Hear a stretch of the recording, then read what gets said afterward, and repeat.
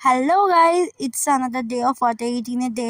তো সকাল সকাল উঠে আমি একটু এই যে চা খেয়ে নিচ্ছি। সেদিনকে একটু সকাল সকাল উঠেছিলাম একটু, বিকজ আমার একটু বেরানো ছিল।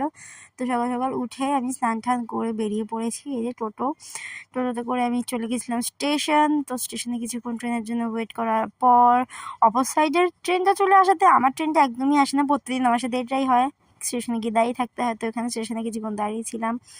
তারপরে একেবারে চলে এসেছি রাতের বেলা ক্লিপ নিয়ে। মাঝখানে সারাদিনের আমার ক্লিপ আর নেওয়া হয়নি।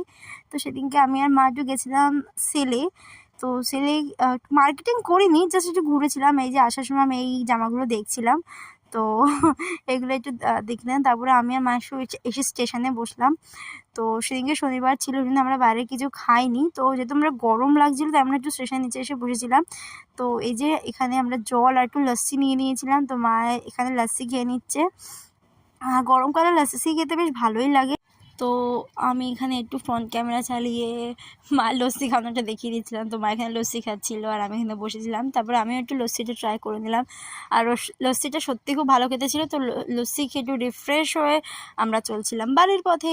তো তো দেন এখানে অটোতে বসে রয়েছি আমি আর মা। তো দেন তারপরে বাড়ি চলে এসেছিলাম। তো আমি সেদিনকে একটা লিপস্টিক কিনেছিলাম, তো সেই লিপস্টিক শেডটাই ট্রাই করেছিলাম। তো রাতে ডিনারে ছিল রুটি আর তরকারি, তো এটাই খেয়ে নিয়েছিলাম।